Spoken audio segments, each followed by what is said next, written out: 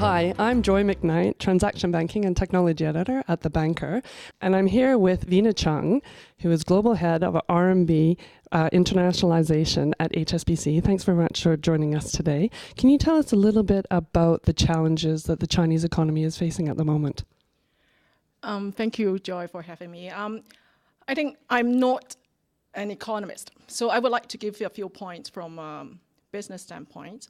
So firstly, China is going to have a more steady growth next year. That's what we are projecting, around 6.5, 7% GDP growth next year for China. So one of the key challenge for the economy definitely is the slowdown of the international consumption. And that will be a very different from the last 30 years for China. China is going to retune that approach and enter into the next phase of sustainable development.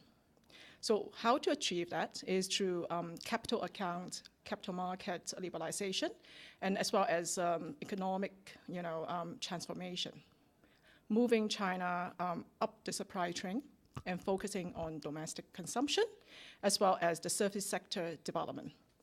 So I hope that will give you a sense of where China is heading to, and is a challenge, but then it's also opportunity for China.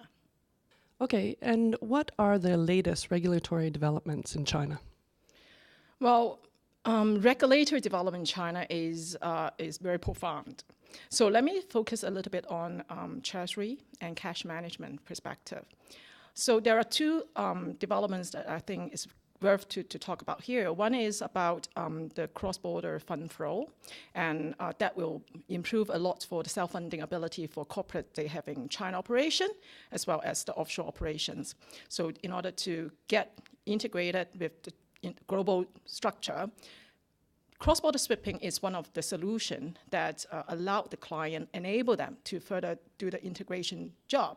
So the latest regulation on that front actually started from 2013 and allowing the corporates to manage their surplus liquidity much more efficient by moving them to the offshore in a very simple way without regulators' approval. However, I think before I talk about the 2016 development.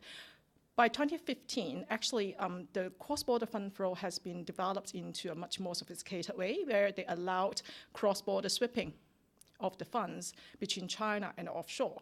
And right now, we are experiencing some tightened measure from China where we talk about, because of the first of the years in January, there is a volatility in the market.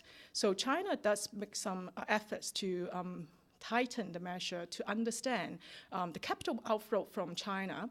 So for this year is a year that we need to do a lot more due diligence in terms of understanding clients' outflow.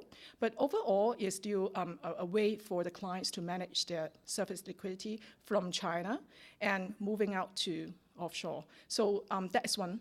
The second part is on the FX developments, where China basically allowed the use of the onshore CNY rate in the offshore for expanded scope of eligible transaction.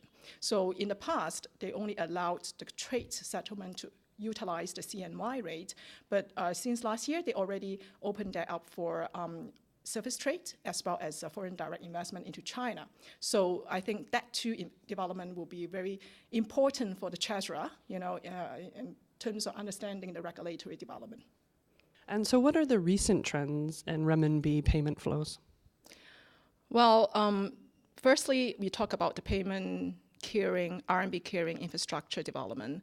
So the China's cross-border interbank payment system launched October last year basically is a very important infrastructure giving a very much a speed highway for all the RMB payment cross-border processing. So for banks who participated in CIPS will definitely enjoy the benefit from CIPS, make the banks to further strict through processing the RMB payment, connect to the infrastructure much easier, and also to reduce the cost of processing RMB payments. So all this has been supported by the CIPS, adoption of the international standard. So going to the further into the roadmap, actually CIPS will also collaborate or cooperate with SWIFT, and that actually will encouraging more banks globally to participate and that improve the receivable and payments in a much more streamlined and efficient way. So that infrastructure development will drive the RMB payment landscape. And as you might know, there are around 23 offshore RMB clearing center right now globally, and recently we just added, we see USA also have a local RMB clearing bank appointed. So that development will help, the corporates to, firstly, they enjoy a better RMB payment services from banks, and then for them, as a treasurer, they will make RMB payment much easier, back to a new normal of making other international currency payments, and that definitely helps the RMB internationalization development. Excellent. Thanks so much for joining us today, Vina. Thank you. Thank you, Joy.